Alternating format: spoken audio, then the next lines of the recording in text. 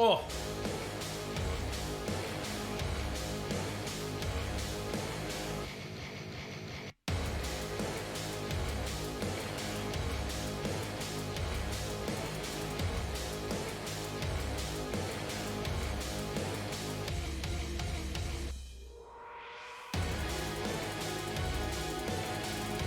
This game is fantastic, by the way. If you were watching a couple weeks back, we actually showed the trailer on stream. Because I was playing a lot of it. It was kind of... It had some power over my thoughts. Living free in my brain while I was working. I was like, can't wait to play Scorchbringer again.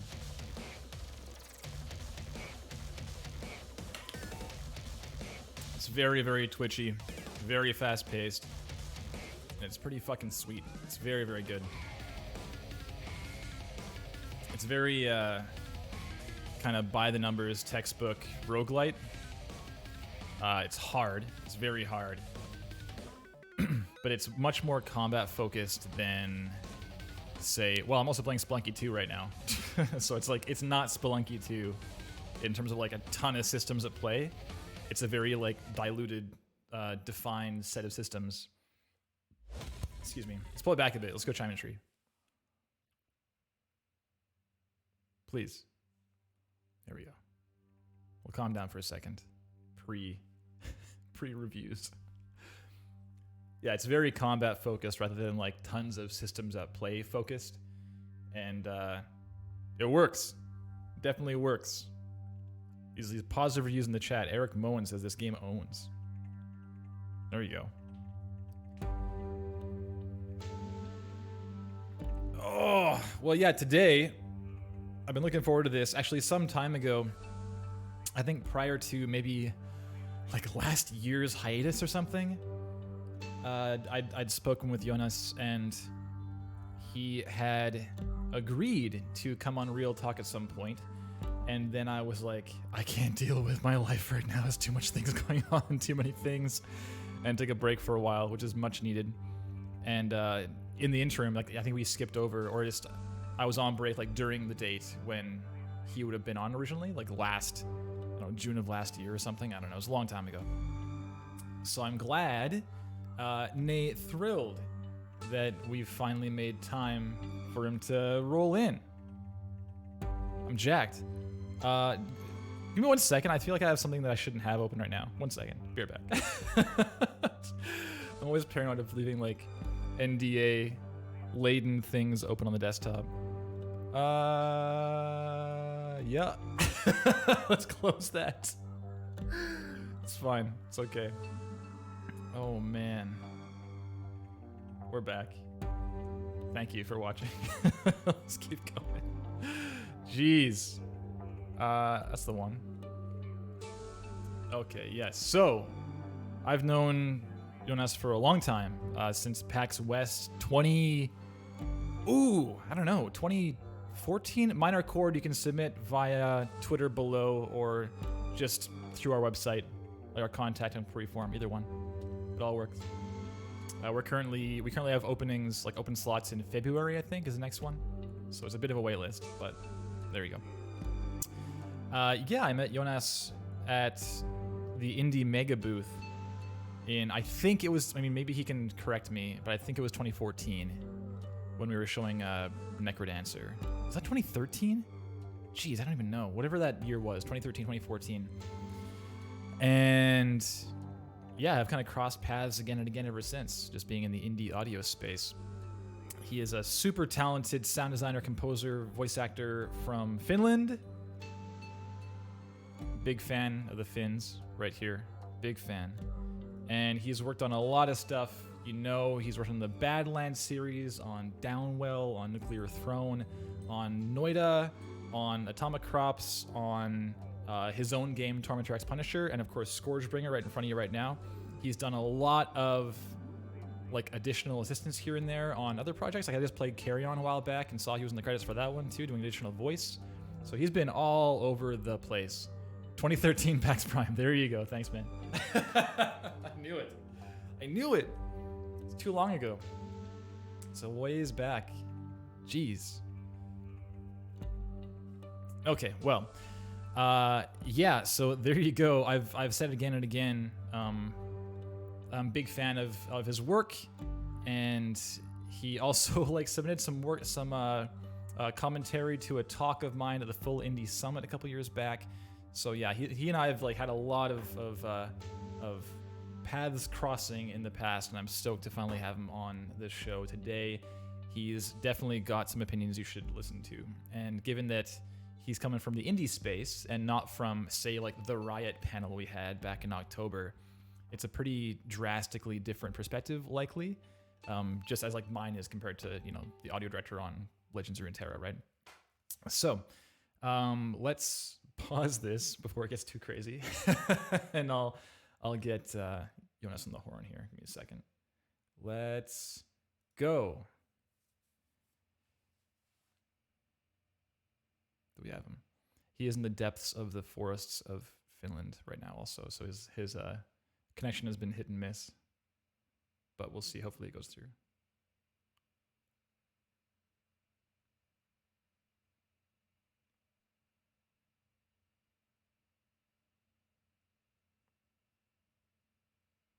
Oh. Hello. There he is. I knew it would go through, man. I just had to keep the faith, you know? Okay. How's it going, man? Ooh, it's going. I'm very wary of the internet. I hope it keeps up. Yeah, I was just trying to log into Twitch. And I'm like, oh. Yeah, we had a test call beforehand, and yeah, we were having a hard time getting it going. We tried to have video going, and unfortunately, latency is like not having it. The audio dropped off entirely. So we're gonna go voice only, just because it is. It's like 2 a.m. in the middle of the forest in Finland right now. So maybe that's just not a good time of day or something. Who knows?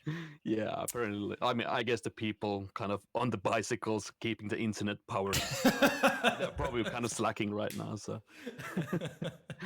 it's rest time for sure. Okay, so yeah, we've been on each other for a while, man. It's been like 7, almost 8 years now. That's crazy. I wasn't thinking it was 2013, but I think you're right. Yeah, it was like some indie mega booth party or something. We had some drinks at. I was like, "Hello, I am Kevin." It's the first time ever. Yeah. Crazy. Yeah, that's time flies. It's intense. Well, I mean, I guess I'll say congrats on all your awesome projects these days. I feel like I keep seeing your name come up again and again. Thanks. Yeah, Scourgebringer is sick. So damn good. I've been having a great time with that one. Although Splunky 2 is now kind of like it's been edging in a little bit, but I worked on that too. Oh, there you go. I helped with the music mastering and cutting loops out of mix, and I also did voice acting on Spelunky too. Yeah, with Eric, is that his name? Yeah, Eric. Yeah, Suhra. Yeah, the good homie. Yeah. Yeah, I'm not even close to the end of that game yet, like not even close. But I think I put 6 hours in, have some 200 deaths, and it's like, well, this feels like Spelunky, all right. Yeah, you should have him on. He's great. I love. No, I know I should. I met him at PAX when they were showing UFO, and I can't. Yeah, it was like a really brief meeting. I don't know super well, but perhaps at some point that'd be awesome. Yeah. Right. So real talk. If anyone in the chat right now is unfamiliar with this show, we're having a look at some game audio demo materials today from Alex and Blue. Blue is a version 2, actually. Blue was on some time ago. And Alex is a first timer, so we'll see what happens. And I saw A Golunga in the chat too, so I think Alex is here right now. Right, so we're gonna have a look at some things here and give some constructive criticism, all in the efforts and the interest of trying to help these folks land that gig they're looking for. As it is when you submit your demo or your job application or whatever to wherever, be it a large studio like Blizzard or something, or Riot, like I was saying, or if it's to a smaller developer like the kinds of folks that Joonas or myself might work with. Regardless who it is, you might not always hear back. I know that I personally don't reply to every single application we get. I try to, but it doesn't, it's not always the easiest thing to find time for that stuff when you're busy with work. And as well, it might be that that person who applied is just immediately apparent to the person who's doing the hiring that they might not be a good fit. And there's not really much point in that person, the hirer, replying back and saying, hey, here are all the reasons we're not going to hire you, because it just invites conflict and it's time consuming. And there's plenty of reasons it doesn't happen. So that's the point of this show. We're going to give you some really honest feedback because you aren't applying to us. We're happy just to give you, our thoughts unfiltered. So all that said, one thing we do with the various guest hosts we bring on is it's awesome to hear what their first paid gig may have looked like, because, given that, yes, like I've been doing this for a while, I'm in like year 11 of my career, I think. And of course, I just said I met Joonas in 2013, so he's been at it for a long time too. It's still important to realize that everyone started somewhere. And while their respective stories might not be a template for you, it's still likely there are some parallels to be drawn and some lessons to be learned, such, so on and so forth. So that said, Joonas, do you mind just giving us a heads up on, or a quick rundown of what your first gig may have looked like and how you may have come to get that thing? Yeah, sure thing. Thanks, man. First off, I just want to say that this is a beautiful thing that you put together. I mean, real talk it's great. Hooking up people, giving up advice. I mean, just getting people out there. It's amazing. Yeah, it's thanks. Great. I'm stoked that it's gone so well and it's had the staying power and so many people have been willing to help out. It's awesome. Yeah, cool. But yes, so indeed, kind of jumping here, but yeah, I mean, I studied for film sound and I made my own games as a hobby, and then I merged them together. And I went to these indie game developer meetups, especially something called Indie Beer that Petri Purho, the person behind Noita, or the kind of the creator of Noita, he has this monthly meetup called Indie Beer in Helsinki, Finland. Mm-hmm. And I used to go there a bunch, and then I met the guys who make Badland Frogmind games. Mm-hmm. And they were looking for an audio person. I was just, hanging out over there talking with them, and they're like, "Hey, want to jump in and make audio for Badland?" And Badland was my first commercial game. Just like that. Easy. Yeah, I mean, I think that goes to kind of say that it's a good idea to go to local meetups. Totally. Or even internet jams. That's another thing I did. Mm-hmm. Like in parallel, I went to these local meetups to meet up with people and just, out of curiosity, and then getting to learn people.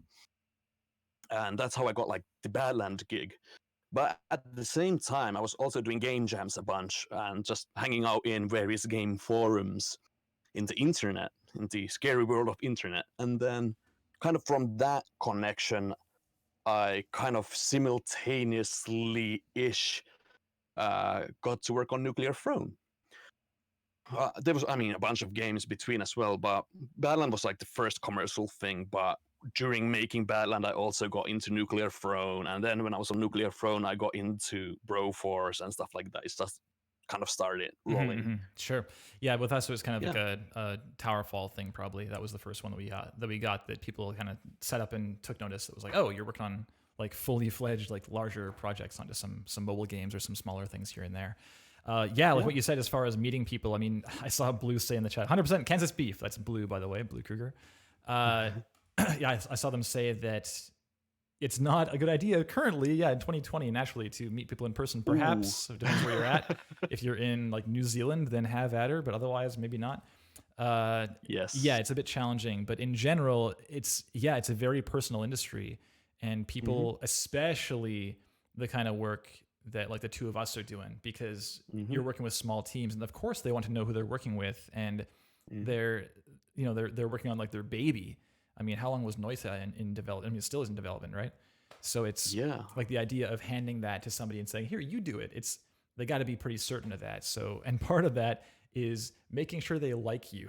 That's pretty important too. Otherwise, you don't want to be working with some jerk for 2 years, right? Yeah, human interaction. Just heads up to the chat as well. I saw on the side that Joey and Cole were telling me that this stream is a bit quieter than usual. I have no idea why that might be. I couldn't tell you. So if it is, then I apologize. But hopefully it's not Hopefully it's at least clear if you're cranking it up. I'm not sure what would have changed. Who knows? Windows updates, who knows? Okay. I sure hope that they are kind of comparing previous ones with like a meter, and they're like, oh, 3 decibels quieter. You'd be surprised, man. Like some people roll in, and who was it? Was it Murray Cameron Smith? I think rolled in and was like, yeah, just so you know, like your center audio isn't quite centered. It's like the left side's like 1.5 dB louder than the right side. It's like, yeah. That's actually something that I love that, because that's something, for some odd reason, the day I was actually battling with this, that's something that I notice as well on a lot of things. I'm like, it's in the left. Why is this going to the left too much and stuff like that? It's weird. Weird. I mean, I think what it still is that case right now. I can see my meters in OBS. One is a bit higher than the other, and this is a mono signal. I'm talking to a mic, right? But yeah, I think that all it is one interface is a bit older than the other interface, and it's a little bit quirky. So, well, it's probably fine for our purposes. I'm very sorry for all of you who are hearing me slightly to the left right now in your ears. But anyway, what say we get started here? I'm looking at some reels. Let's do it. Okay, I'm gonna pull Scourgebringer. I'm gonna link this in the chat one more time. This OST, I purchased this right before the stream started. Thank you so much. I've been meaning to. So it's so damn good, man. It's very much a when I'm doing like data entry in audio documentation, like put this on. It's like keeps your eyes open for sure. Okay, so as a quick rundown for anyone who might not be as familiar with Real Talk, we'll be looking at a few different criteria to kind of keep us on the rails a little bit. We do tangent quite a bit. It's a very casual stream in general. We just talk about game audio things in general. But to keep us somewhat on the rails, not tangent too hard, we look at the below here, the presentation, material selection, content quality, and distinction. So we're looking at presentation in terms of the website on the whole. Occasionally we do get submissions of like only a video, but this week we have 2 websites plus videos, which is awesome. And it certainly speaks to being a little more serious if you have a bit more of a presence online rather than just like a YouTube link or something. So this is great. So we're looking at the website in terms of information there and general navigation, if there's enough information there, if it's too much information, that kind of thing.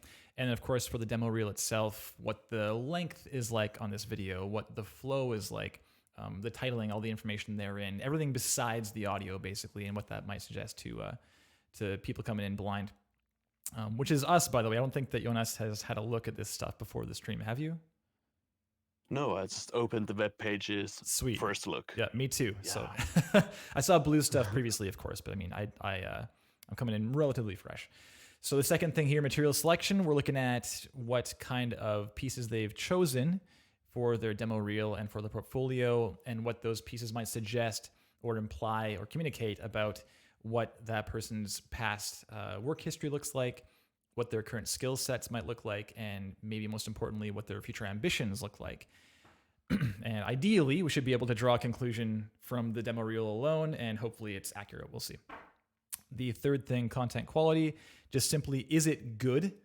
And if it's not quite hitting the industry standard of awesome in some way, we'll try to give you some ideas as far as where you might be able to level up your craft next. And the last thing, distinction. It's a bit of a buzzword, but just it's a general yes or no. Just, are you standing out in some positive way or not? Because even if you aren't immediately hireable, it might come to pass that, who knows, there's a future need for audio support. Although you didn't get the job this time around, maybe in 6 months, they're like, oh yeah, that blue just barely didn't make the cut, and let's see what they've been up to. And that can be a very positive thing. Or even if that person you applied to, they didn't end up hiring you, but their buddy is looking for some help, then they might refer you there. So it can't possibly hurt to make that positive impression, regardless of whether you make that job or not. So, to Flora says, will we be talking about Black Friday at some point today, or rather not? I mean, maybe not. I don't know. We've certainly made our fair share of plugins and libraries purchases for the online Black Friday sales, but yeah, not really the current topic. Anyways, yes, thank you everyone for rolling in. I've been seeing all the regulars in the chat and such, and some new folks too coming in for the first time. So welcome on in. Let's get started. I think I saw Alex first in the chat. Let me see here. No, I saw Blue first. So let's do Blue first up here. Okay. Okay. I'm just going to zoom in a bit more. This is fine. 150. Okay, great. So, All right. I recall this color scheme. So there's that standing out a little bit. Sure, the pastels, but put that Scourgebringer soundtrack back on, like you're saying, Blue. Lines up perfectly. Okay, reel is right in your face. Great. It's a minute long. Great. Let's scroll down a bit. We got, okay, Blue Kruger They Them is a sound designer for video games. That is sound design, implementation, YSFmod, Unity Unreal, C#, Blueprints, GitHub, field recording, music recording, and mixing, location sound, and post-production audio. Great. And beneath that, Blue began their career in audio as a self-taught electronic musician and DJ in Wichita, Kansas. Oh, there you go. You're right, Joonas. My bad. I couldn't recall if your handle was accurate or not, Blue, if you actually were from Kansas or not. Okay, they later attended Columbia College Chicago, where they earned a degree in audio design and production. After gaining experience in multiple disciplines of sound, the creativity and challenge of game audio led them to pursue sound design and implementation for games full time. Okay, great. And further down yet, games. We got Hell Yeah Burgers VR 2020. Okay, we got other audio. So there's one thing and then other audio. So it seems like that's the main event there. Then Hades short, Youtha Nation short, and Tourmaline recording, etc. Okay. All right, great. So just the one thing. I recall your page being pretty trim last time around too, Blue, if I recall correctly. Yeah, so I guess there's not much left to do, but let's go ahead and just full screen this reel. I'll get ready to mute on my end so I'm not invading your ears here. And okay, let's watch this thing in 3, 2, 1, and go.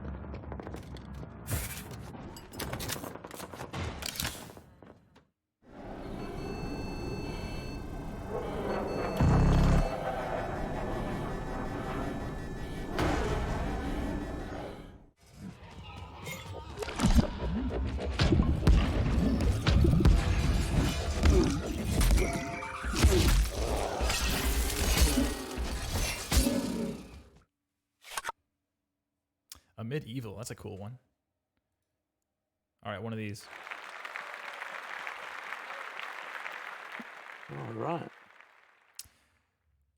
Okay, I guess before we dive too deep, do you have just like a first impression, like sentence or two, Joonas? Oh, I liked it. Sweet. That's my very first impression. Like, I mean, it's skimming a bit, jumping around. Sorry, I'm the volume's low. Okay, let's quickly do a quick skim.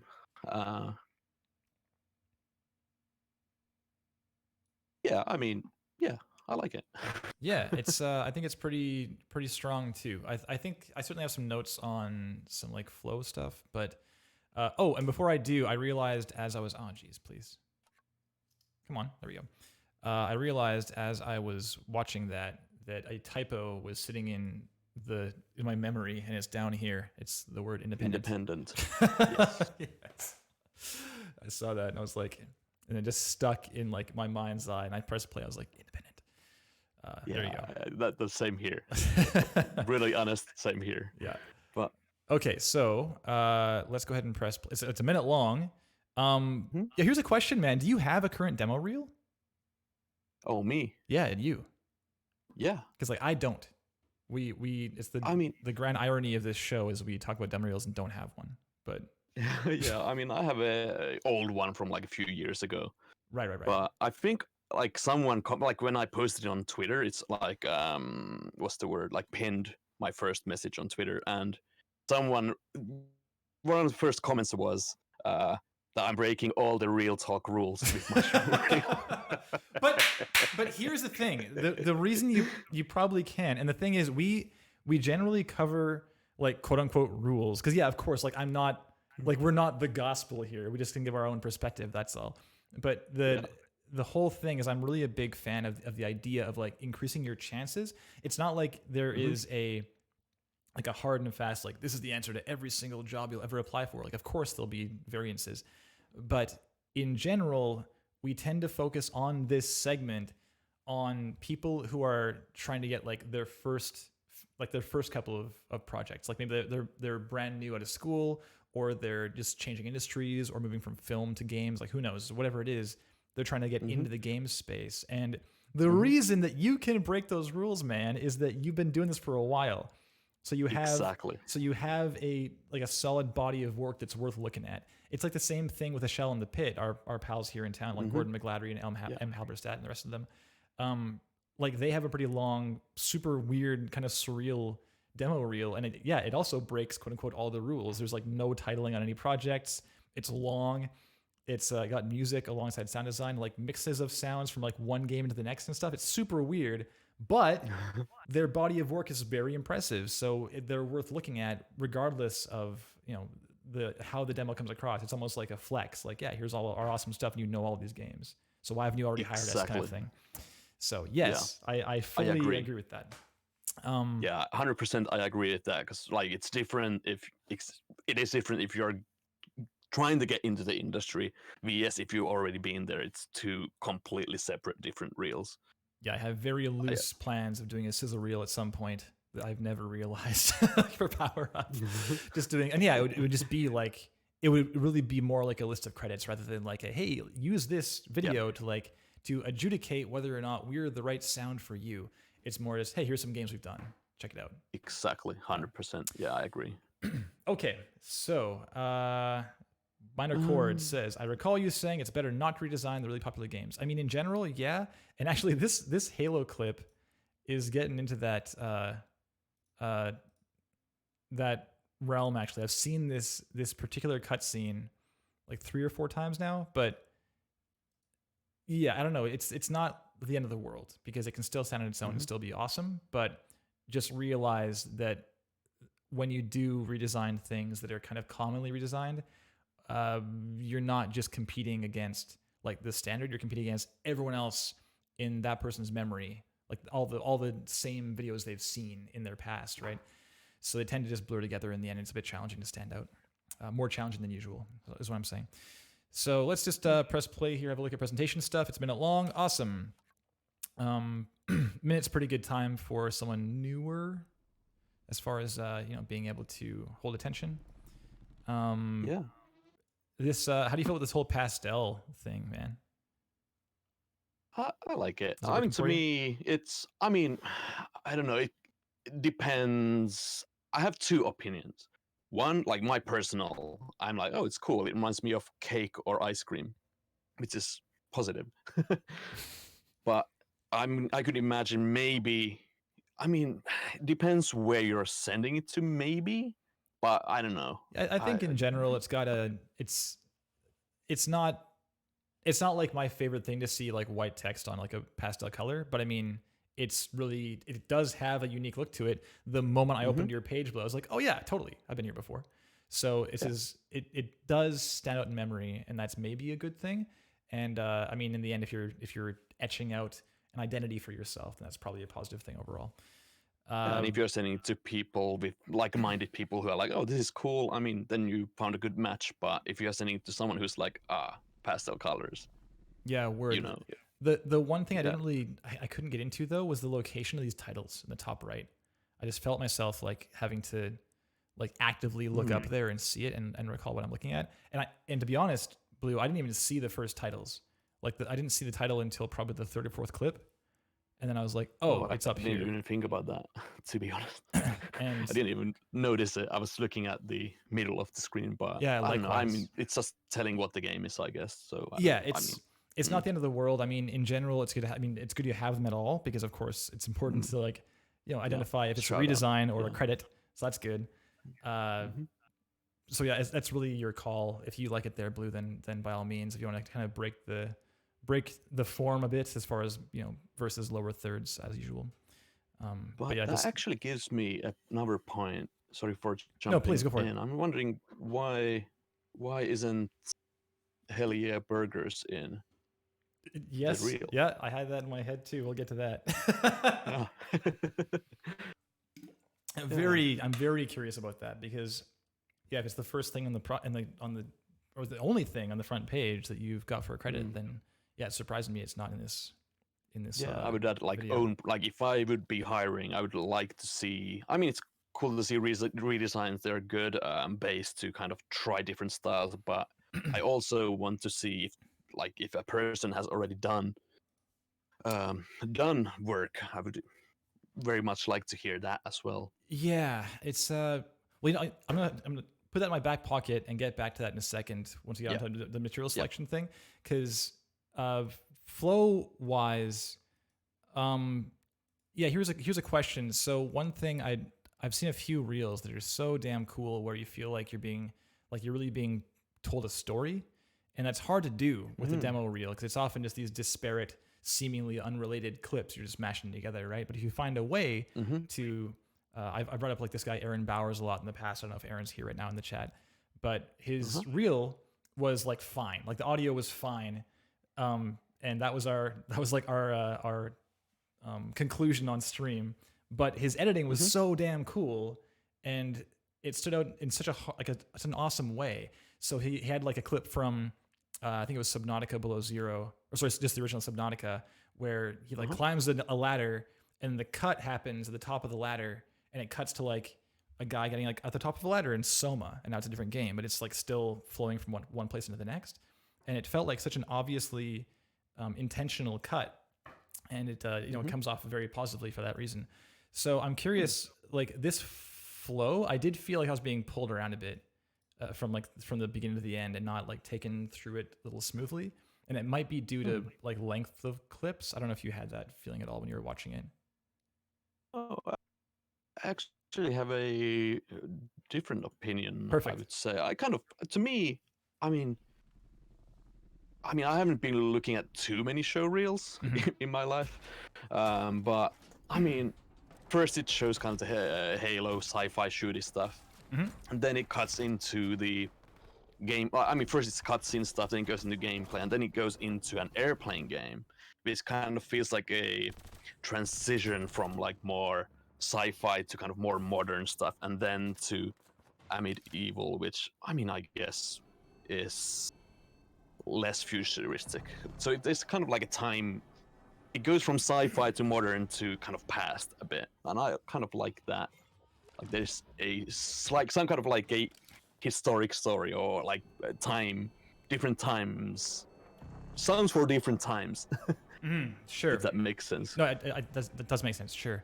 Like for example, the opening clip is 25, 23 seconds longish, and then this aerial clip is like, let's see here, I'm just curious. Or the next clip is from, it's like 10 seconds long. So excuse me, just in terms of like balance, I guess for length, I felt like it was really front heavy, and in general, maybe we can transition into the material selection stuff, because I don't really have any more notes for presentation. You want to get to that too. The thing is, it's all linear redesign, and we're missing that game you did. So I'm really curious. I mean, you're here in the chat, Blue, so please, if you have any insight as far as your decision-making process, if you thought that maybe it wasn't up to the standards of these ones or something. So it's my best implementation work, but it doesn't fit the theme of the rest of the reel or my future ambitions at all. That's totally fine. I think that people who are hiring would understand that everyone works on something before they work on the things that they really want to be working on. Like, it's not the most common thing to land your dream job first, or to land even like, your sub dream job, like kind of your stepping stone job. I mean, I know I worked on a ton of stuff that was totally forgettable. People say like, "Wow, Power Up's done so many cool games." Yeah, we've done a whole lot of games you've never heard of too, like a whole lot before we got to the Tower Falls of the world, right? So, regardless, I mean, if you show you worked on a thing that shipped, and you're doing things like implementation. I mean, Blue, keep in mind down here on your page, you claim that you do implementation, Wise, Fmod, Unity, Unreal, C# Blueprints, GitHub, like all these things are here, and you claim them, but you've kind of failed to show us. But perhaps it's in the video down below. This like, it's only the trailer though. So even here, it's probably not going to have much gameplay in the way of gameplay or like explanation of what you worked on and such. So yeah, I mean, I think that is one thing that would probably come back to you if you applied at somewhere like 343, and they took a look at your stuff and said, yeah, it sounds pretty cool, but they might come back to you with something like, do you have any implementation work you could show us or something like that. So that might be a good thing to have like in your back pocket to have there, just to say, hey, if you want to see my Fmod work, then here it is. That might be an idea. Because yeah, it's redesigns in general, they do what you're saying. You're correct. They indicate what your future ambitions are. Because why would you redesign Halo if you don't want to work on Halo, right? Like you wouldn't be designing or like redesigning Scourgebringer if you want to work on Halo. So in this case, yeah, it makes sense. And that will do the job of indicating what kind of work you want to be doing, even though the VR thing doesn't quite fit into this group. Yeah, I'm not sure if you were in the same line of thinking there. Yeah, I mean, it's weird. I mean, I know that sometimes you might work on games where you actually don't get to really decide that much. Like someone else is deciding for you, so your line of work isn't really you. I get that. Over half of my projects are like some like, which I don't credit, might be just client work. Sure, of course. where it's not me, it's still good. Like I'm not saying it's like bad, but I'm saying it's not 100% me. It's just me fulfilling the client's like dreams and kind of helping them to shape their game like they want. So it's not really, I don't feel like that's me like showing my design. It's their design, but I like to show my design. Yeah, and perhaps like very early in your career, it might make more sense to have those kind of things in a demo reel because that's all you have to show. But now you've worked long enough and hard enough that you have established something of a sound for yourself and a style that people recognize. So of course you put those kind of things in your demo reel rather than that client thing you did that no one's ever gonna see. Yeah, but I'm thinking about like when you were talking about like kind of if you would be sending a reel for the Halo people and then doing redesign on Halo. If, let's say, I was a lead sound designer on Halo and I would get a reel, this is maybe just my personal preference, but if I saw like a redesign of, let's say, like a game that I worked on and I would be hiring someone, I would kind of also like to see maybe their session or like their thinking behind, like, this is why I did this for this kind of thing. Like, let's say a robotic arm, like opening and moving kind of stuff.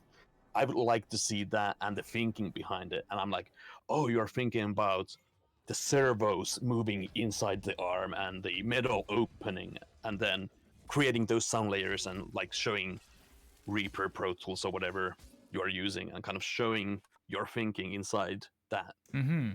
That's just me, but that's what I no, you're totally right. And the thing is, it's not the thing is it might just be you. I don't think it is, but even if it was just you, what that represents is like, I'm a big fan of looking at a website and thinking like, what is the narrative of a person's visit? Like, what are they going to do? And in this case, the video is way up front. It's very clear. Blue says, hey, I know you're here. Watch this thing.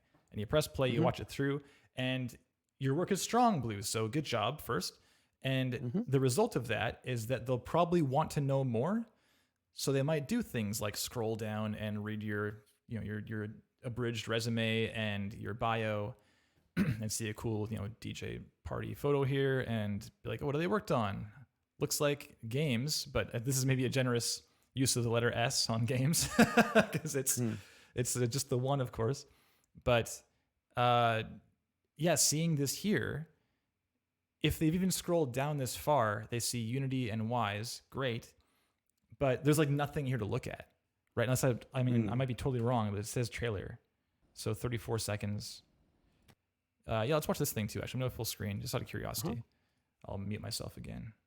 Okay, 3, 2, 1, and go. I lost my. Sorry, 1 second. My volume's so low. What are you doing? What the fuck? I was very quiet. 1 second. Turning it up. Do you think you have what it takes?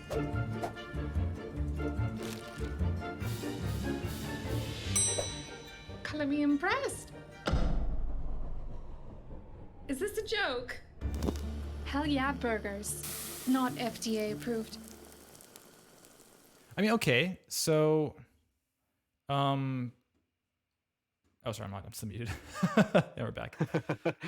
Yo, I have a first impression right away. Please. I'm like, I enjoyed watching this actually more. This trailer. Immediately, I was like, oh, what? Yeah, so here's the thing. Yeah, the occasional like bold let's curse in the trailer thing is pretty funny. Keeping in mind that Joonas's game Tormentor X Punisher is kind of like that turned to 11. Yeah. The trailer's like, let's fucking do this, and then every game starts like that. So that's the kind of game it is. Yeah, so that's certainly, I mean, it doesn't speak to you because it's the trailer for the project, but I would love to see more about this project if you're allowed to show it. I mean, if you're able to, you say here developing remotely without a VR headset was a challenge. Excuse me, when I couldn't rely on the wireless Soundcaster or Unity's keyboard and mouse interactions. I worked closely with the rest of the development team to make sure audio implementation was tested and logged in detail. I mean, great, but yeah, showing is so much more powerful than telling if you're able to, Blue. Yeah, it's just the whole what does someone do next? I said that might only be Joonas as far as watching this thing and saying, oh, I wish I could see like what their line of thinking was behind this thing they designed. If that's the case, then yeah, just imagine like what are all the things that someone might want to see after seeing this demo reel, and then it's on you to decide if you think it's worthwhile to make those little things, those results of someone watching it and saying, well, I'd love to see some F-mod work. I'd love to see some stuff from that, from Hell Yeah Burgers. Whatever those things might be, the more of them you have, the more likely it is that you will have, you know, a successful response to that person's desires after watching your demo reel. And there's one Josh Adam Bell in the chat who did that very, very well. Had like 1,000 freaking videos, not actually 1,000, but a lot of videos, enough that you scroll down, and you're like, oh, okay, we get the point, man. You've done a lot of stuff. Like that's a very good good impression to get, right? Whereas right now, Blue, your page is pretty trim, and there's just not much here in terms of being able to do like the 2 of the 1-2 punch. And it's really unfortunate because your work is strong. So I expect people would want to see more. Okay. Just a quick thing with the real, like showing kind of your work and thinking. Like, I think I saw this on another reel by someone where they had like a redesign of something. And while it was like a cutscene thing, this is a few years ago, I can't remember sadly who it was to give a shout out and credit to, but they had like a cutscene and something happened in the cutscene and they had like a picture in picture, like another video on top of the video, with a small screen that showed like their Reaper session, and you could see kind of the sounds fading in and out while the animation was happening. And that was, to me, I was like, oh, that's pretty smart. But I don't know, like to me, that's something that I would love to see, like an interesting sound, like show the layers and kind of fades and stuff while the thing is playing. But I don't know. That kind of shows like if I was hiring someone, I would kind of see, okay, you understand layering, you understand this and this and this. But I don't know if it's yeah, I mean certainly it's I would like that. it is cool when you see that, and it's kind of up to the person to decide if they think they can edit it in a way that still focuses someone's attention, because we've seen different like approaches to that, and sometimes you feel like it's so chaotic that you just missed everything. Because your attention's being pulled around so much. But other ones, they might have a brief fade in picture in picture of like them recording them smashing the watermelon or whatever, and then they have that sound play at that point in the video. And those ones, they almost like invite a second watch sometimes, which is also maybe a positive thing. Yeah, so it's I mean, totally. That's just, again, it's just more information. Brad, what's up, Brad? Brad is. Yeah, and I guess that there are many, like, as many people as there are. That's how many opinions there are. Yeah, totally. And in the end, just having more answers to what might happen it can only be a positive thing, right? Brad, by the way, is the person to whom we owe our namesake. Came up with Real Talk years and years ago. So Cool. what up, Brad? I think you're at Ubisoft right now, right? Is that right? If I'm recalling correctly. Blue. Unfortunately, the game was shipped with some pretty distracting graphical issues. You can even see them in the trailer for a moment. So while the graphics weren't my department, I worry it'll come off poorly as we are. No, it's not going to come off poorly. They know that you didn't do the core development or the art or the animation or whatever. That's not going to come up at all. People understand that in the end, you didn't call all the shots, and that's definitely a bigger challenge when it comes to audio. If, say, like Joonas was saying earlier, if it's some client work and you're not super close with the developer, like entrenched in the team, then it might be that you're just handing them sounds and they're just doing what they feel is right, and it might be wrong, and they may not even be interested in your opinion. That's a very real thing from my history. I'm sure from Joonas's also.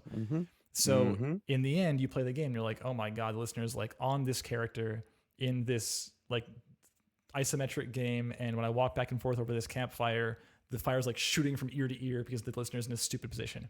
Like, that's really unfortunate because you capture gameplay and it sounds like crap. But in the end, that's like a worst case scenario, and this one isn't even close. Like, if the game sounds fun, has some graphical stuff, like, who cares? It's not going to be a big deal because you're still communicating that yes, you did this thing, and perhaps you're proud of the work you did, and you're glad that you are getting more experience. But like, these redesigns, like, that's where the hot stuff's at. So I would still recommend you do it, even though you might feel like it's like a bit cringy, like, oh, I wish it was better. It's still going to be a positive thing to show you have worked on a thing and to show some gameplay of that. I can't imagine someone would be like, oh, well, there's some graphical issues, therefore we're not going to hire Blue. Yeah, I mean, I didn't even, like, when I looked at it, that didn't even occur to me. Like, I didn't. The trailer, you mean? Yeah. I didn't think of that not one bit. Nor I. I didn't acknowledge that either. So there you go. Yeah. Ubisoft Quebec. There you go. Got it right. Okay, so I guess Also, content. Yeah, go for it. Sure. Just a quick one. Also, with I mean, you can not use the trailer, but kind of make to the show reel, make like a different version where you can kind of fix some things. It doesn't have to be 100% gameplay. It can be the assets and stuff, but you can kind of touch on it a bit more for the show reel, I feel like. If it's a show reel, like, you can, like, even write like, hey, I touched it a bit more to where I feel like it should be or whatever. But and like, your as show reel you've for someone else. Heard me say again and again on this show, Blue, like, it's great to hear you narrating stuff too. Like, to hear you talking about a thing that you did is so powerful compared to writing it down. It's just awesome, and shows your editing and your, like, recording chops and your processing of your own voice, all that stuff. You're like checking a lot of boxes without actively checking those boxes. It's just happening implicitly, right? So it's a very powerful thing. Let's talk about the actual audio, though, shall we? So, all right. I know you liked it. I liked it too. In general, I don't have a lot of complaints. Unfortunately, I felt distracted from the first clip because I've seen it many times, but I tried to ignore that part of my brain and listen again. Perfect. It's the first time for me. Okay, good. Let me rewind it. I'm going to play it full volume again, just to mute myself, just to refamiliarize myself. Okay. 3, 2, 1, and. Same here. Oh, full volume. One more time.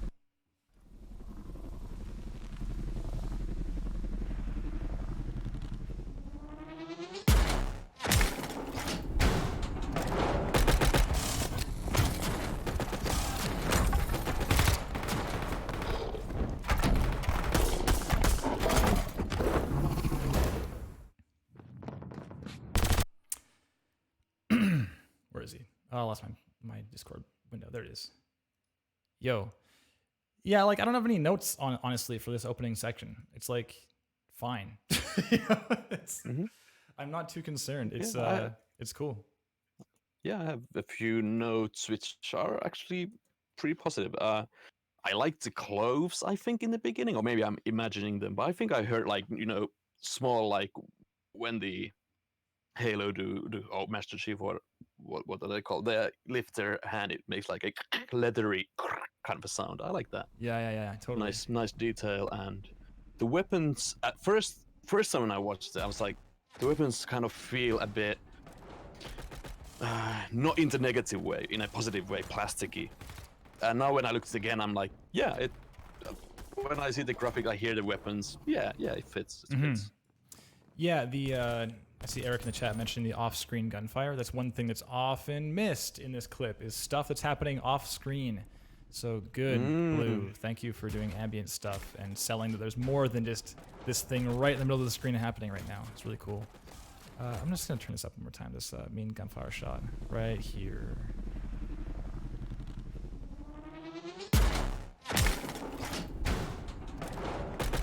Yeah, I mean, I'm gonna get real freaking nitpicky here, Blue. This is a pretty solid piece in general. I'm a big fan of listening back to my work and being hyper focused on where the frequency focus is from moment to moment. So if like thing A happens, then thing B, then thing C, and they occupy different frequency spaces, that kind of makes the most sense in terms of supporting the storyline, because it's like three different things happening in series. However, if it's three different things happening and the frequencies are like kind of similar as far as what's at the core of that sound, then it can end up taking away from that support of the story a bit, or at worst, it can sound samey or like repetitive in that case. I don't think you're that far gone at all. It's like one thing I just heard. Like for example, if like Cole on Power Up's team designed this, I might come back to him with like this extremely nitpicky note. So like right here on the gunshot into the impact into the like cargo box impact. Listen real close. Here we go.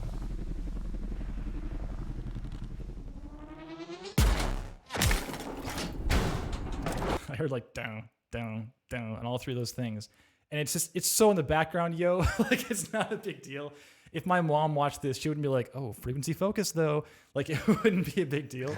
But yeah, if I must give feedback, that's one thing that stood out to me. And the first time watching it, it seemed like the same kind of frequency was being hit each moment. But yeah, holy nitpicky. Let's move on to the next clip, unless you have more notes in this one, Joonas. Like the cutscene part or the gameplay. Yeah, into the gameplay part. Yeah, like the next clip in the bit, like the airplane thing. The Call of Duty Infinite Warfare thing, the Infinity Ward. It's a different game. I know, right? Different game. I didn't see it the first time either. I didn't. Because I missed the titles in the corner. I didn't see it was a different game. I don't play these kind of games typically, so I don't really know what they're from. Same here. Oh crap, it's a different game. Oh, okay. I mean. All right, and play it full volume again. Here we go. It's like 10 seconds long. So 3, 2, 1, and go. Please, where's my volume? One more time.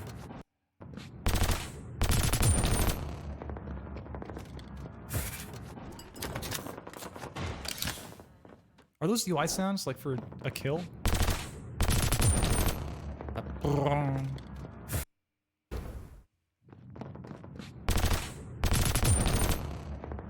Sounds like a UI for a Gamer Frags 1. Yo, yeah, I mean, again, I'm not a gun guy at all. It's hard for me to give. I love gun sounds. I hate guns in real life, but I love gun sounds. I can believe that. I mean, you crank everything to 11, so it makes sense to me. Well, do you have gun feedback for this one? Let me quickly. I have one feedback, but like again, if I was working with a coworker or someone, working on I'm the lead, or just working with the person, one thing, me personally, this is of course personal preference, but the sound when the player kills the other player, the crunchy thing, I think I heard that in something similar in the Halo clip, and like the stereo kind of Wait, I'm just gonna quickly listen to the Halo Yeah, it's like a clip. Yeah. Yeah. I think that same or very similar sound comes in both clips. I would change that to be different because that's kind of what made me think this game is the same as the previous game, hearing that stereo kind of distorted sound. Sure. Yeah. Yeah, and my so when I was still muted, I was talking about that specific thing. I was like, "Oh, is that like a UI sound for you killed a guy?" And Blue confirmed that in the chat there. So, yeah, kill confirmed. So my note, I hadn't even thought of that, but I know what sound you're talking about in the Halo clip, and I agree with you now. The thing I was going to say though, and again, I don't play this kind of games, so it's hard for me to say like, here's what's conventional. But I will say I missed it the first time watching it entirely. Like I had to listen through very closely to hear it, and I think it's just due to the fact that the range you've chosen frequency wise is in a space that I mean it is wide, so that's good. It's got to be wide for that kind of sound, but it's pretty low down, and I think it gets stomped on real easy by other things happening in the scene. So that comes down to, I mean, that's like a mixing thing, right? I mean, there's a lot of details and factors that measure into mixing, and there are many ways to solve this problem. One would be like ducking things, so you hear the important sound. If you decide that, if you, the audio director of this linear redesign, decides that this sound is the most important sound in the game, then perhaps you could duck other things to make space for it. I don't know if that should be the solution, because in a game like this, being so fast paced, you probably still want to hear things around you that are happening. And so then the solution might be to move it into a higher register so those frequencies can poke through the mix a little more, or even just to add some higher frequency content to that existing sound so that regardless of what's happening in the scene, the player has some hope of hearing it. I mean, imagine if there's like two enemies, right? And you're facing this way and you like throw a grenade, or you're shooting something that's like projectile based, or just like shooting into like a cloud of smoke or something. Any situation where you can't be sure you killed them, and then you turn to your left to deal with the other enemy, and you're shooting right now at that other enemy while the other enemy dies. Like, you need to, or rather I would encourage you to consider situations like that where the point of that sound is to inform the player of something, right? So it's pretty important to make sure they will be informed when it happens. That's kind of that's the only note from this clip. I agree the shots are super funky there, David TV. Absolutely. Yeah, and for like I have a note also regarding that sound from a designer standpoint. From like my personal view is, to me, they kind of kill confirm sound.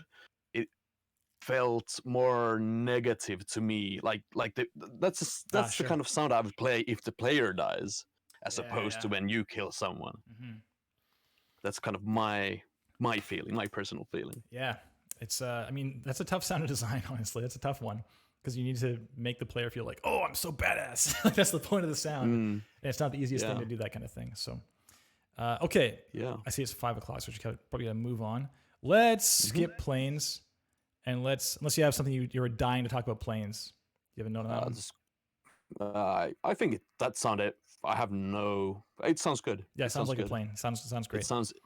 It sounds exactly like I would imagine, which might be a plus or a minus. It sounds exactly like these games do sound, so that's a plus. But at the same time, those sounds already exist. But I don't know. It's good. Yeah, it sounds good. I'm super not a plane guy too, so it's hard for me to like measure on that one. Medieval. I saw this game played at SGDQ or AGDQ this past year, and it's cool. The developers swore on stream so much. Let's watch it some more time here. I'm gonna play it full volume again. Here we go. 3, 2, 1, and go.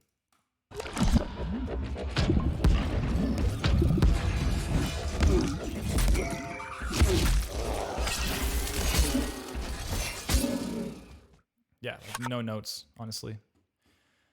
I have no problems with that clip. I don't know about you, man. No problems whatsoever. I actually like it. To me, it sounds like what I'm seeing. Yeah, I like it. That could easily ship with the game. So excellent work. Very nice. Exactly. Yeah, and it's a lot of like really impactful moments too that should be impactful, because that game is all about like, just blood and gore and getting up in things faces and big explosive moments and so forth. It's all based off like Hexen and Heretic and stuff, right? So yeah, you nailed it. Very cool. I need to pick up game up. I mean, I've heard of the game, but now I'm seeing it for the first time. I need to pick it up. Yeah, they're doing a new thing too. I think it's in a similar vein. I'm not sure what it's called. I can't recall. Okay, well, great. I guess the last thing here is just to ask. I'll ask you, Joonas. Do you think that after seeing this in its current state, do you think that blue is standing out in the crowd in some positive way? Yeah, I mean, I've seen a bunch of show reels. Some are a bit. I mean, I like it's. How would I say this? A lot of show reels that I have seen are usually show reels where I'm like, hey, that's that sound library. That's that sound library. It's usually Boom sound library, just here, there, and everywhere. But I mean, which is, I guess, nothing wrong. But to me, it's not my thing really. But this, it sounded like there's been some thought. There's been thought behind the sounds. They work. To me, it's pretty good. It's good. Yeah, totally.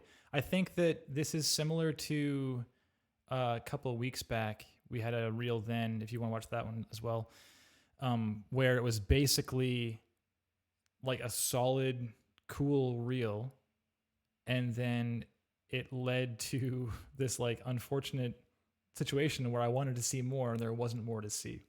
And that's, I think, the biggest thing missing here. I think you are standing out right now. I think you've got a really solid like identity to you as far as the look of the page and your titling and so forth. It's clear you've carved out that spot for yourself. And I think your sound design is really strong. It's really strong. Nice work. Just a matter of it's all linear redesigns though. So I can imagine that a response by someone at a studio like these that you've put in the reel, that they might watch it and be like, hey, cool, but what's your gameplay content sound like? And that then becomes on you to say, well, let's do a personal project. Let's like put some sounds in the freaking Viking village in Unity, or because it's one of these things out there that there's so many that exist, right? And just to flex that muscle and show that yes, you have interest. Because the thing is, it is not so unreasonable to think that perhaps the reason you're not showing it is because yes, you can do it, and you're claiming so on your resume, basically. Let's say yes, you can do it, but maybe they don't like doing it, and maybe that's why it's not here. And that's not a crazy assumption to make. But if there's like a bunch of stuff here that's all implementation, then of course you like doing it, because why would you do it on your own time if you didn't enjoy it? So it really is just on you to decide what is the next thing you want to dump your time into and then show the world. And I think if you do that, it's going to be really, really good for you. So nice work. Good job. You like the applause, the soundboard? It's nice, right? Yeah, I wasn't expecting it. Yeah, it's a very, very old thing. It's like some applause sample from somewhere. I don't know where it's from. Let's... There you go. Gotta up my game over here. My God. Okay, closing blue. Alex, you're here. Egolunga. We're 5 minutes late for your start. I'm sorry. It's 5:05. Tried to wrap things up. Okay, first, thank you for being here in the chat. It makes things a lot easier as far as talking about this stuff. So we got Alex Golunga. It's a long notion.so address. All right. Okay, portfolio. Sound designer and audio engineer, Max programmer, as in like Max MSP. Passionate about game audio implementation and DSP. Cool. Email, phone, CV. Cool. We got DAWs, yeah, Max MSP. Cool. Wise, Unity, C++, C#. Plenty of things. Nice. And socials. Instagram, does it have audio things? Let's find out. It doesn't, as far as I can tell. All right, let's I file things like this under the heading of like, if you have something on your personal site, like your professional site, then I would encourage you to decide if it's relevant to your profession that you're going for. And so yeah, we'll have some Instagram links where you go to it and it's like, here's like all my awesome modular synth shit. And then you're like, oh, this is sick. Actually, I'm like, follow. This is relevant to my interests too. And then we go to some other ones and it's like a sea of selfies. And good on you. Good that you're doing photography and you like your selfie game so much. You're working on it very hard, but it might not be relevant to the game audio person who's on your page. So it's up to you. Okay, we got sound design, real, wise, Unity integration, Max MSP, Gen jitter, haptic design, recording mixing, sound installation, beating. So these links are kind of vague. Like, I go somewhere else. What happens if I click this? I clicked. Oh, it jumps down. I already am here. Oh, it just goes down. I see. It's like a vertical page. I see. Okay. Yeah, just design-wise, I wasn't sure what this is going to do. That's fine, though. Okay. We got a sound design reel. How long is it? It is 55 seconds long. Cool. We've got, longer reworks. So many things open up like this. Jeez. How do you feel about this page's, is this just what Notion looks like? I don't really know Notion very well. Like this navigation and stuff. Notion. I feel like I'm not super clear on like how to get from here to there and like where things are just in general. Yeah, it's just up and down, but yeah, I this is my personal preference. I would put this probably, I don't know. Well, it's just things like this drop down. I'm looking at, let's go to like sound design reel, right? I have this arrow beneath sound design reel. I click it and it opens up some indeterminately long drop down of things. And if I've seen nothing below this, I don't know where this ends. I guess here, is that right? Yeah, there we go. So it's like a line here. It's just very like this ends up everything like blending together as far as the various things to look at. So just navigation wise, I have a this isn't like the most positive like streamlined kind of easy experience navigation wise. Again, up to you. If you're down with this, then for real, go for it. Have a good time. Just a matter of, for example, having like the classic like headers at the top, where I can go to your portfolio, I can go to here, there, and whatever. That's much easier than having to like search the page for things. And like this top thing just being, once it's here, sure, but if I scroll past it, it's gone, and I was just trying to find things. And if I open up drop downs, then my page just gets longer and such, right? So it's a bit challenging to look at and be sure that I saw the things you want me to see. That's the danger here. It's not like my comfort level. It's that if you want to be certain that a person is seeing the things that are most relevant to their interests, then that's where like streamlined navigation is very important. So like I was talking to Blue about, if you have somebody watch your opening reel, they say, damn, this is awesome, and they want to see your like C# work or something, then being very clear as far as how they can get there now with zero effort to search around for it is probably a positive thing and worth considering. So regardless, let's just kind of do a quick skim over this stuff.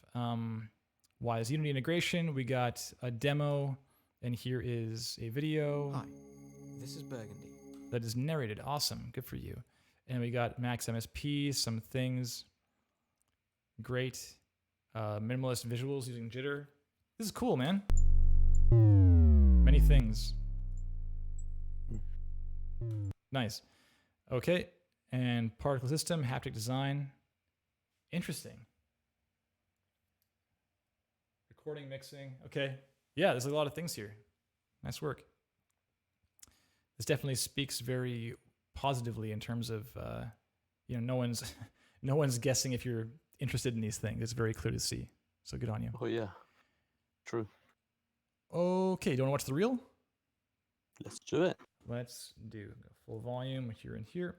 I'll just mute myself. 3, 2, 1, and go.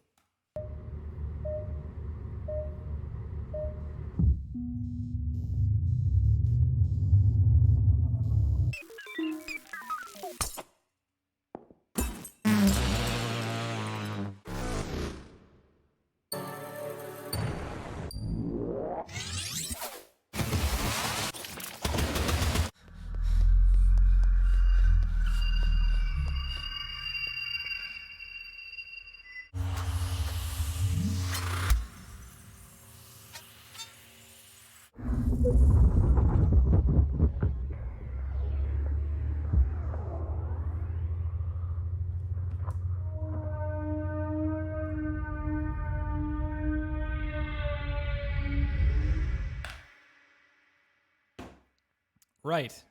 Okay.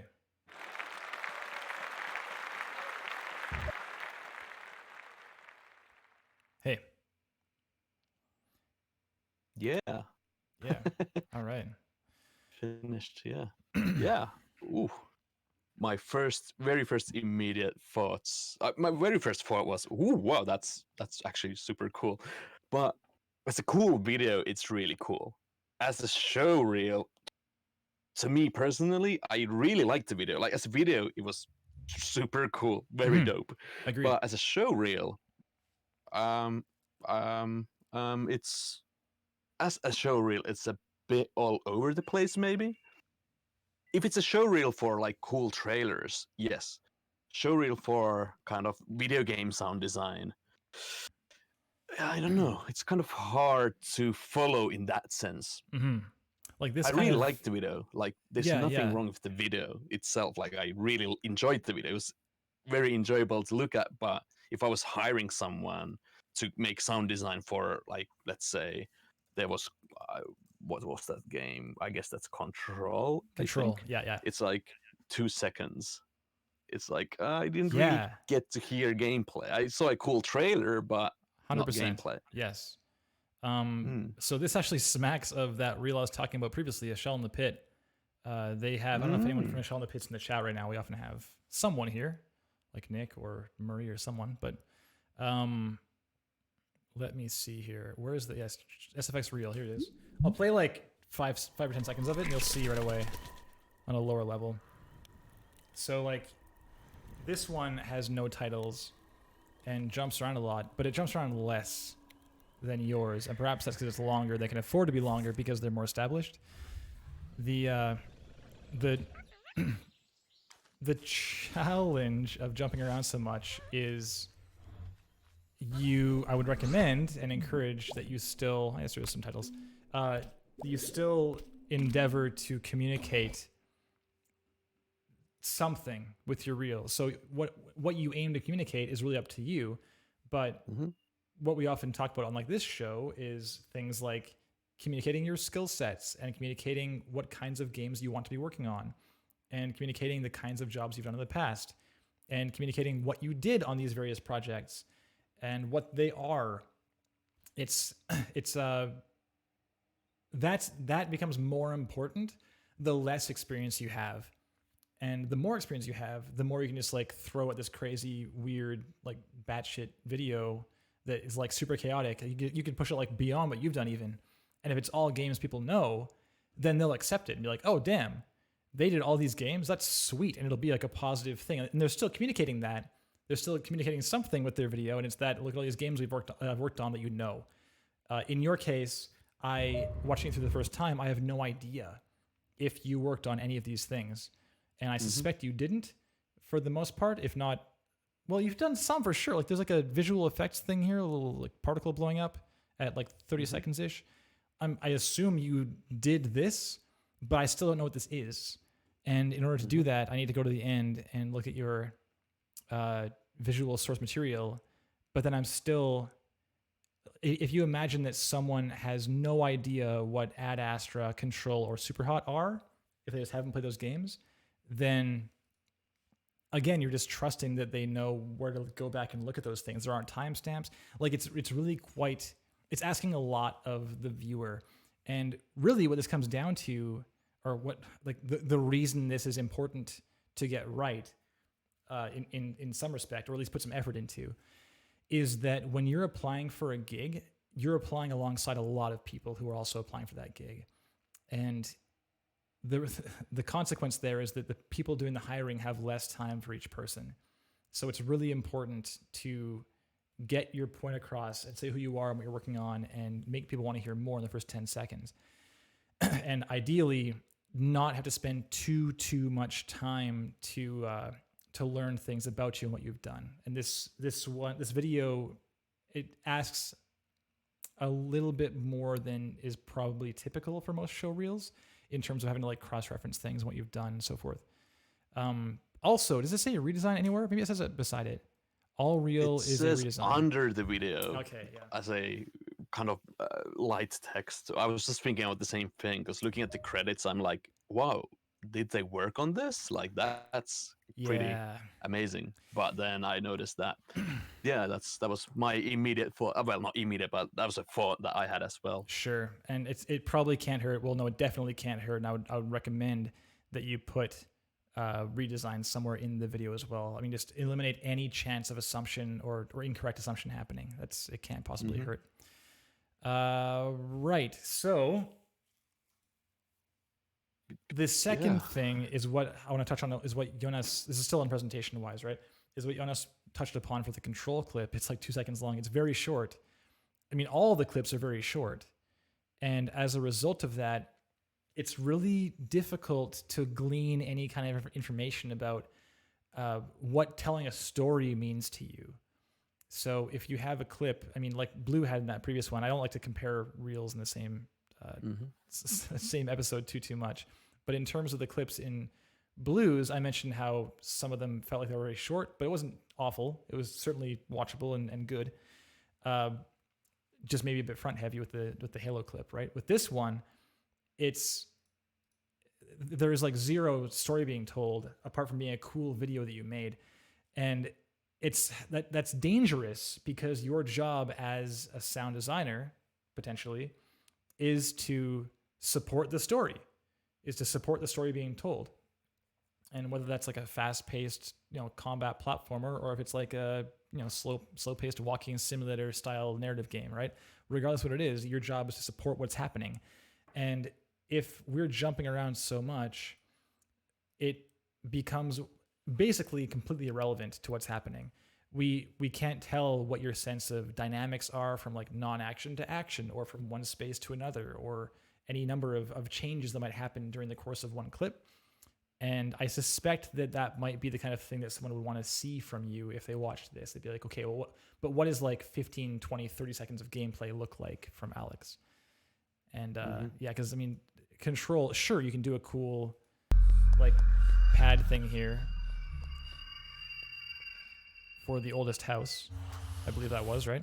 But I don't know what it sounded like before we got here, or what it sounded like to get here, and what that change was like. Because this is a really crazy moment in the game where you're suddenly in this surreal environment, and to get there is a big story point. So just to be dropped in, if you had something like this into the combat that happens in this section or something like that, then that would be a similar kind of situation. You could solve the problem that way. But there's just no transitions happening.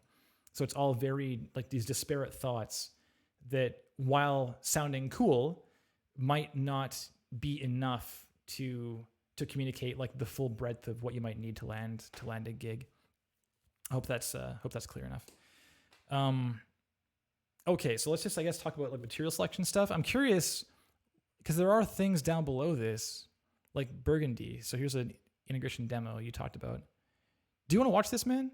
It's like maybe like the first 30 seconds ish, and we'll see kind of how you feel about that. Just quickly to kind of back what you're saying. I agree. Like, to me, the video is, I mean, as a video, it's super cool. I like the sounds. The sounds are great. But if I was to be hiring somewhere, I would like to see kind of more solid gameplay, hear transitions and stuff like that inside the same clip. Sweet. I agree. Okay, so on this 100%. 241 video, this Burgundy thing, let's watch a little bit of this. Right. So I'm going to go over to Discord and mute. Let's go. Hi, this is Burgundy, a demo that shows an example of a Unity-wise integration. Feels If we look quiet. at movement, there's a continuous idle sound whose pitch and volume are being modulated by an LFO, and a player speed-driven RTBC that modulates pitch.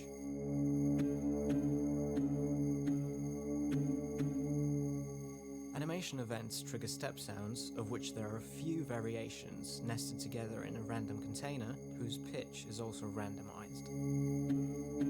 Reverb zones are defined using AK environment components, with transitions between them being handled by AK environment portals.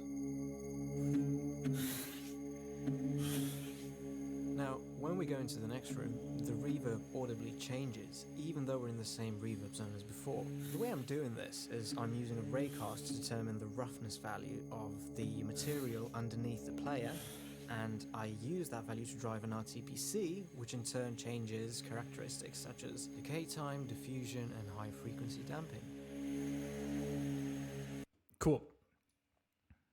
All right, got it. Mm-hmm. Yeah, sweet. It did seem quiet though. I was cranked on both meters here, and it seemed a little quiet. But in general, yeah, cool. I mean, I feel like I'm learning a lot more about your gaming sensibilities from this clip alone than I learned from anything else. So that's good, because that means that you are showing that somewhere, but realize someone needs to get here. So it is really up to you as far as what your risk threshold looks like. If you're relatively confident that someone will in fact scroll down every time, then cool, leave as it is. But if you want to accommodate for the potential that someone might get here, watch your video, be like, that was kind of weird. I'm not sure that they're really focused in the game space. And they have like this Ad Astra thing in here. It's like film, it's not really games, and lots of disparate clips. They might just move on, because realize, again, you're not alone in this application process. There's a lot of people who might have very game-focused demo reels that are really focused on the idea of communicating what they've worked on and what they want to be working on and so forth, more so than kind of like an more artistic approach to a demo reel like this. So yeah, it's not just you. That's really the biggest point here. Like, you need to realize that you're up against a lot of other folks, and it's important to communicate things effectively. Okay, so I guess, do you have anything else on this page you want to touch upon? And like it's hard to even comment on your sound, like your quality, because it's so like standalone. It sounds cool, like Joonas said. Like, yeah, it sounds cool, but it's hard for me to say like, oh, here is a thought on like the confirmed kill sound, because it's just there's no like gameplay like that, you know? Yeah, exactly. I mean, it sounds good, but yeah, it sounds good. Yeah, but sounds cool. It's to me, it doesn't feel like a show reel as such. I mean, it could be a show reel for a trailer, maybe like this is kind of trailer work kind of stuff. Sure. It sounds great. I would just love to hear more video game. Yeah. And these things are so cool too. The thing is, you've put all this work in, Alex, down here. It's clear to see. And the best way to make people want to look at this, to make people care, is to have just a super badass demo reel that like grabs people by the collar and says like, listen to this, it's freaking awesome. And then they watch it through. They're like, damn, I gotta know more about Alex right now. And then they scroll down, they watch your Unity thing. Damn, so cool. They scroll down more, read your Maximus P thing. Like, the thing is, if your demo reel sucks or is confusing, they might not get here. If it sucks, they won't get here. But if it's like confusing, they might not get here. And you put all this work in, and this is, again, that 2 of the 1-2 punch, right? The idea of having like this awesome demo reel, and then this person might be like, oh, damn, like what else does Alex have? They watched your minimalist visuals using jitter and read this thing. They're like, oh my God, so cool, right? Like, you have that here for people to watch and like consume. So it'd be a tragedy if they never get to it, right? He says, would you leave in any of the linear redesigns in the reel for Returnal, the alien stuff? I like the aesthetic, but the only visual source material I can get is from his trailers at the moment. Yeah, I mean, you can certainly, linear redesigns are very common. If you can't do gameplay captures, I mean, I'm sure you can find some gameplay footage online somewhere to make silent and then redesign yourself. It's not like you need to play the game yourself potentially. Gameplay trailers, yes. Gameplay reveals. There you go. There's a lot of options available.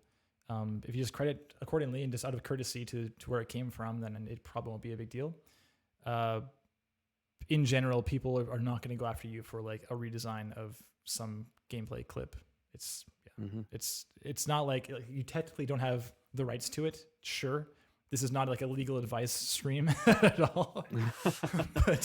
but in general, like it's just so common, and no one's claiming that you're not claiming these are your own things. So it's probably not going to be a problem for you.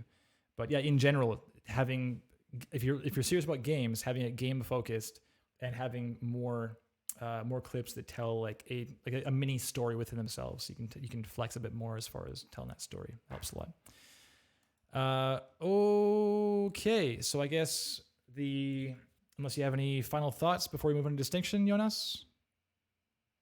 Not really. I mean, Okay. you said it. You said it. Sweet. Yeah, we got like 3 minutes left regardless, so we're making good All time. right. Let's go ahead and I'll just ask you again. Do you think that Alex in his current state right now, as far as his current page, do you think Alex is standing out from a crowd in some positive way? Standing out, yes, and again, a positive way if it was for making sounds for trailers. Yes, making sounds for video games.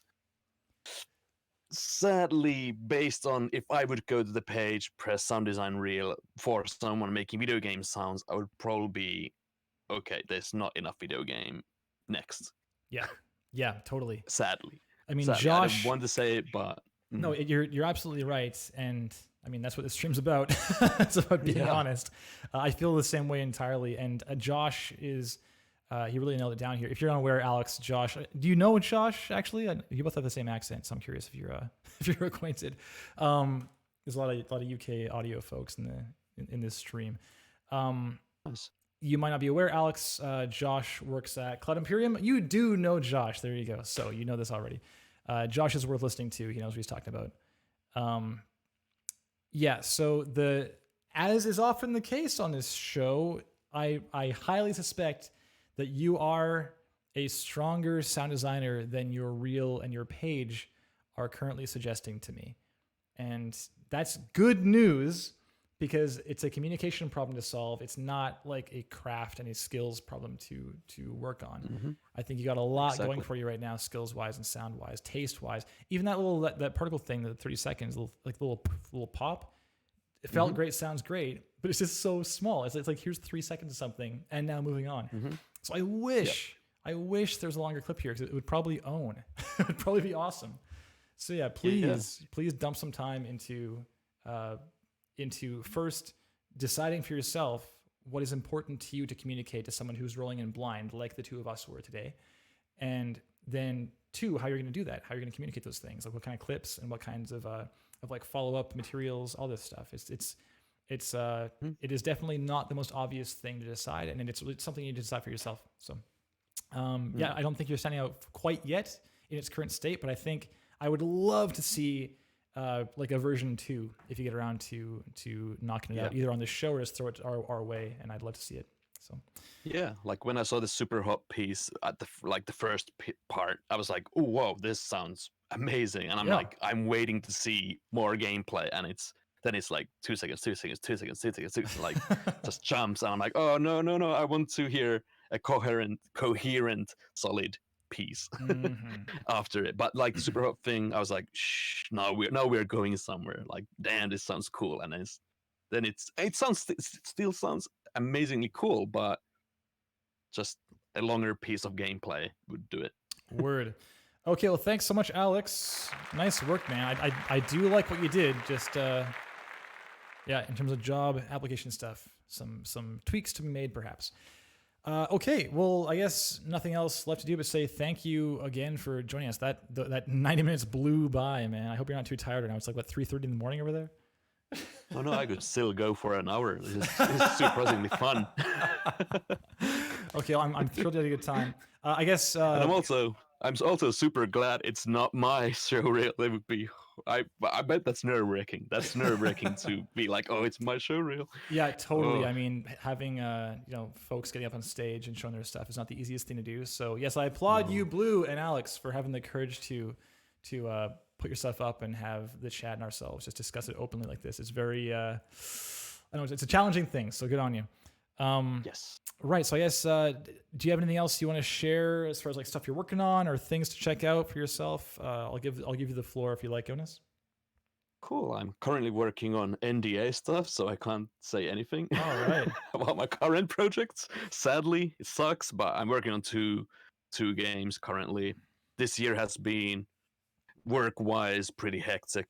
Worked on 13 games already. Jeez. Out of which 5 have been, 5 releases this year, 13 games in general. It's been hectic. But yeah, check out Scorespringer, check out Atomic Crops, Noita, well, Spelunky 2, and Carrion. I gotta play Noita, man. It's Petri, right? Is that his name? Yeah, Petri Puro. Yeah. Yeah, I met him at oh, I don't know what, GDC I think it was, and Hmm. just like had like a long conversation about audio, because I was like, this game seems like a nightmare to do sound for, as far as like every pixel is doing its own thing. Like, what do you do? Yeah. And yeah, I do need to play it and check it out, because it's still early access, isn't that right? Or is it Oh out? no, it released. Oh my god, it's out full. What, 2 months ago. I really Yeah. gotta play it then. Damn it. Okay, I'll play it once I get to the end of Yeah, whatever but Spunky it 2 still is. gets updated all the time with new stuff. Like now they added saunas in the game and stuff like that. It just keeps on evolving still. It's a bit like early access, but not early access. Yeah. Okay, man. Well, thank you so much for your time, and I'm so glad we were able to get you on here finally. Thanks a lot. Thanks. Yeah, and with Noita, we have a few making offs of the music, because I didn't do the sound design on Noita. I played music for the soundtrack. Sure. One of the people creating the soundtrack, and we have some making offs of our studio sessions, just recording and coming up with the songs and just studio life. I got it. Making of Noita music soundtrack. Here we go. That's the one, right?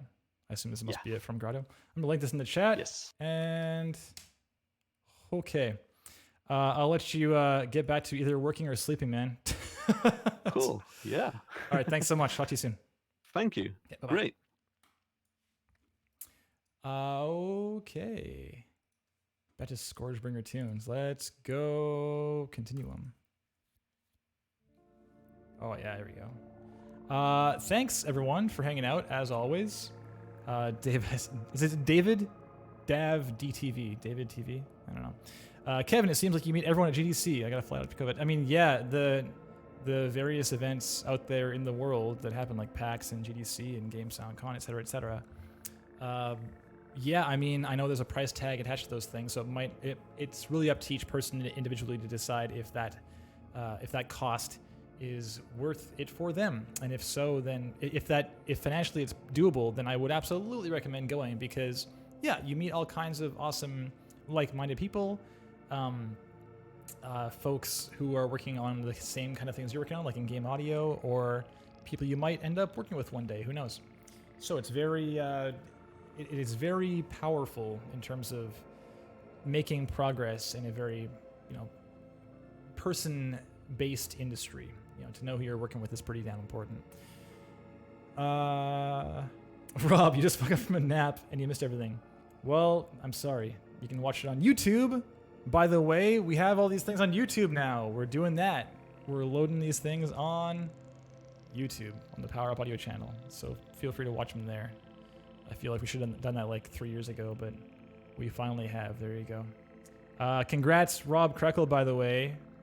Freaking Golden Joystick Awards. Last of Us 2 wins, what, Game of the Year and Best Audio? Is that what it won? Did very well, from what I recall. So nice work. I just played through the first Last of Us and had a great time. And I'm not playing Last of Us 2 until a game or two ships, because I need to work. And I can't dump like 60 hours into a game when I've got to ship games, It's a challenge. But I'll do it soon. Can I update you on open slots? You want to submit your stuff before the application deadline you're trying to make? I mean, you can just claim a slot, totally. I think the next one's like February 4th.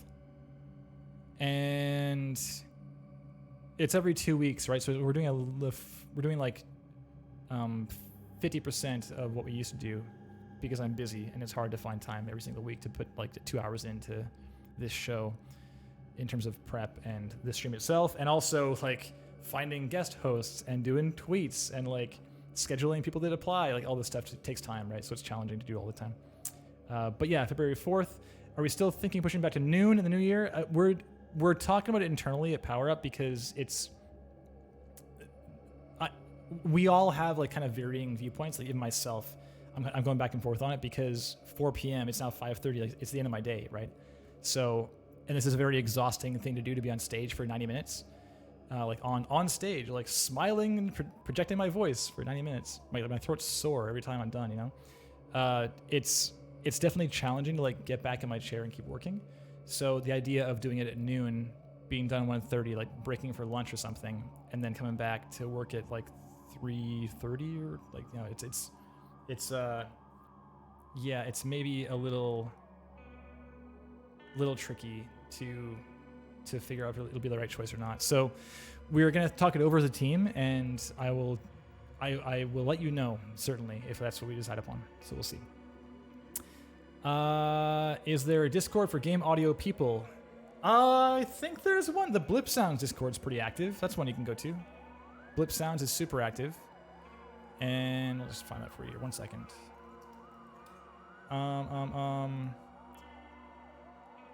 Yeah, like Blip Sounds on Twitter. Blip Sounds, like it sounds. They have a pretty active one for folks doing the game audio thing. There's also a game audio Slack. You can hit up Matthew Martinson for that one. Matthew Martinson. Why am I doing this? Matt, it's just Matt-esque. What am I doing? Of course it's just Matt-esque. Ask Matt-esque about game audio Slack if you want to jump in there.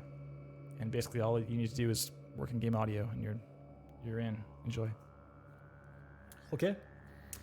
I think that'll do it for me for now. And if you do want to submit your work to Real Talk, you can do so below at Power Up Audio. That's our whole company. Or at RegMK. That's me personally. It'll get to us either way. It's fine. And if you're not on Twitter, no sweat. You can do it via our website, powerupaudio.com. Just on the inquiry form there. We'll get that one too.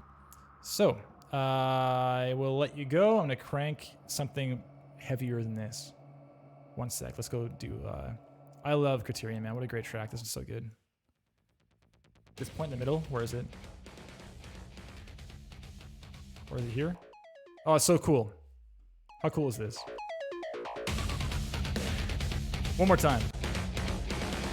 I'm letting you go. Thanks, everyone.